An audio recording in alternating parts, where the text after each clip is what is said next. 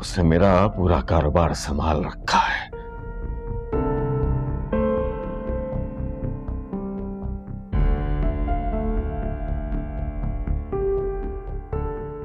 और जहां तक बात है इस नकम्मे जुनैद की, तो इसे कभी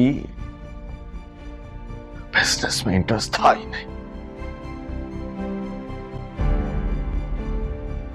कि उसका गुनाह इतना बड़ा है कि आप उससे मिलने भी ना जाए।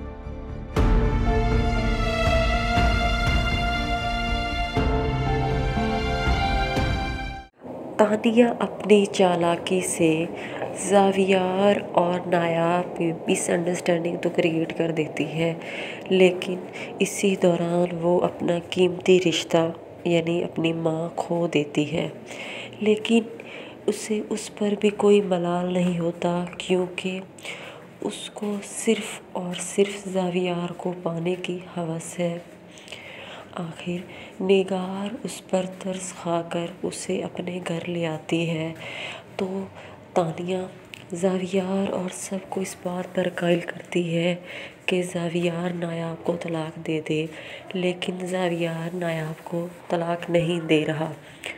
ज़ावियार अपने भाई से भी नाराज़ हो जाता है।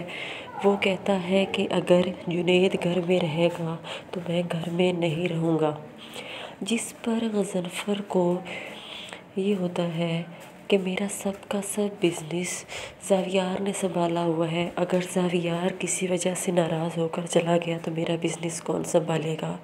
इसीलिए सिर्फ ज़ावियार की वजह से गज़नफ़र जुनैद को वापस अपने घर नहीं लेकर आता, लेकिन निगार अपने बेटे को बहुत याद करती है।